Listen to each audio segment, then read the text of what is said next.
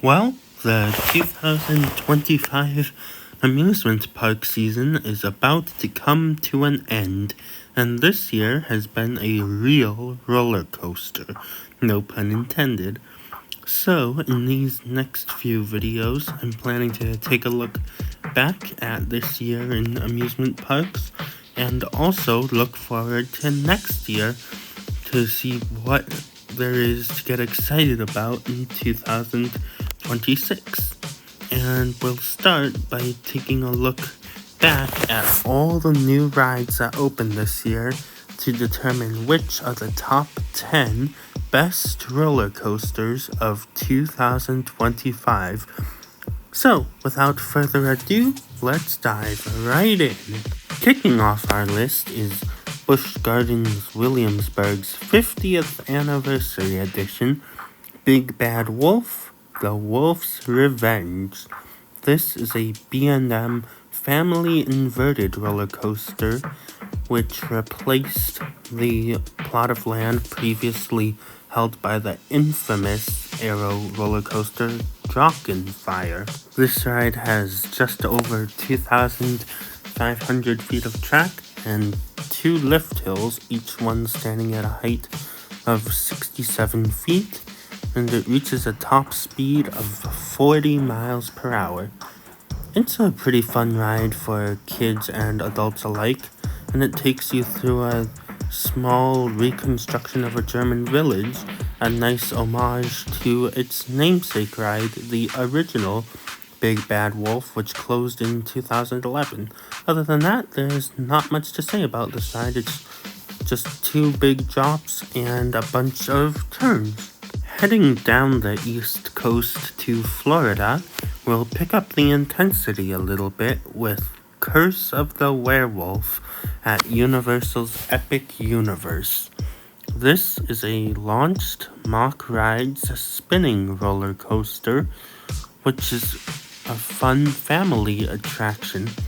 The height and length of this ride are not listed, but its top speed is apparently 37 miles per hour. And although it has gotten some flack for not being that intense, I still think it's a great addition to the Dark Universe section of the park, since most of the rides there are quite scary, so it's nice of Universal to include a ride that's more tame and fit for all ages. Speaking of spinning roller coasters, number 8 is going to take us back up north a bit for Georgia Gold Rusher at Six Flags Over Georgia. This is an Intamin Ultra Surf, which is basically a shuttle spinning roller coaster, and this ride is technically the world's tallest spinning coaster, as it reaches a height of 144 feet. It's much more intense than the previous 2 coasters, but unfortunately, its layout is just 2 spikes and an airtime hill, so it can't get much higher on this list than 8. Number 7 will mark the debut of inverting roller coasters on this list, with Fire Runner at Lost Island Amusement Park in Iowa. This is an RMC Raptor, and it's a clone of Stunt Pilot at Silverwood in Idaho. So that means that this coaster is 91 feet tall, making it the tallest coaster in the park, beating out Madugani by a little over 50 feet. And it has 3 inversions, but its main attraction is the fact it's only a single rail and a very steep drop before the inversions.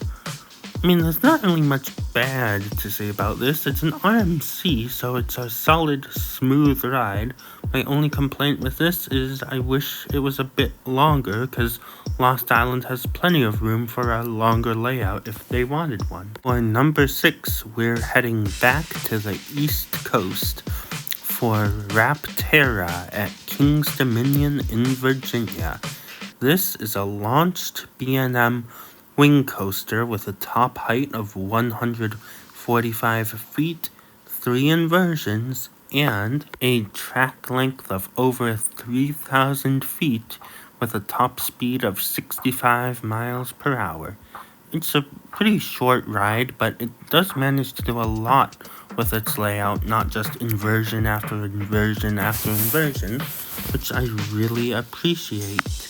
Oh, would you look at that? Number 5 takes us back to Florida and Universal Epic Universe for Stardust Racers. This is unique because it actually has 2 tracks that race and duel each other. Each track has a top height of 133 feet with a top speed of 62 miles per hour, no matter what side you're on. And the track length is 5,000 feet for each track. And each track has 1 inversion. The yellow side has a barrel roll down drop, and the green side has a 0G roll. I think this is one of Mach's best launch coasters to date, and it's one of the most popular rides in Epic Universe, despite some recent drama that we will not talk about, and instead let's just move on to number 4. Let's take a trip back up the East Coast for Flash Vertical Velocity at Six Flags Great Adventure in Jackson, New Jersey. This is a Vekoma Super Boomerang with 3 inversions and a top height of 172 feet and a track length of just over 1,100 feet with a top speed of about 59 miles per hour. This is a lot better than some of Vekoma's other shuttle coasters and has a rare honor of being the first new-gen Vekoma thrill coaster to open in the US. Leaving the United States briefly, we will find our number 3 coaster at Canada's Wonderland in Vaughan, Ontario, Canada, of course. This is Alpen Fury, a premier rides launch coaster with 9 inversions, including 2 that take you outside of Wonder Mountain, blasting you out the top at the ride's peak of 164 feet, with a track length of over 3,000 feet and a speed of 71 miles per hour. This was the coaster Canada's Wonderland needed to improve its supporting lineup significantly. Turning to the United States and stopping into my former home park, number 2 is Wrath of Rakshasa, located at Six Flags Great America in Gurnee, Illinois. This is a B&M dive coaster, and the first coaster the park has gotten in 6 years, replacing the old Buccaneer Battle attraction and doing a lot with the small plot of land it was given. This ride stands 180 feet, has a 171-foot drop at 96 degrees, reaches a top speed of 67 miles per hour. Go ahead and laugh at the funny number if you want. Got it all out of your system? Good. And 5 inversions. The track length is rather short at just over 3,200 feet, but just like many of the other compact roller coasters on this list, this ride manages to fit a variety of elements into small space without just resorting to inversion after inversion, and because of that, it's one of the best dive coasters out there. And surprising absolutely nobody, Cedar Point in Sandusky, Ohio takes home the number 1 spot this year.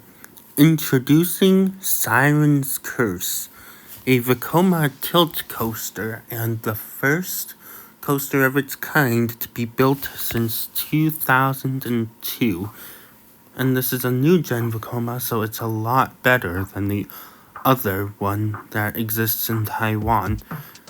This ride reaches a top height of 160 feet, has a top speed of 58 miles per hour, has almost 3,000 feet of track, a little less, and 3 inversions. Its crowning element is the tilt track at the top of the lift hill, where you plateau, then brake, then suddenly the whole track with the train rotates 90 degrees straight down, holds you there for 3 seconds, and then you drop.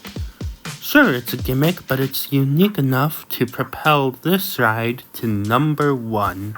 So there you have it, my top 10 New-for-2025 roller coasters. If you disagree with this list, that's great. Remember, this is just my silly personal opinion, so please, feel free to leave your top coasters of this year in the comments. Thank you all so much for watching, and I'll see you all in my next video where I share my top 10 most anticipated New-for-2026 attractions. Until then, enjoy the rest of your year and happy holidays!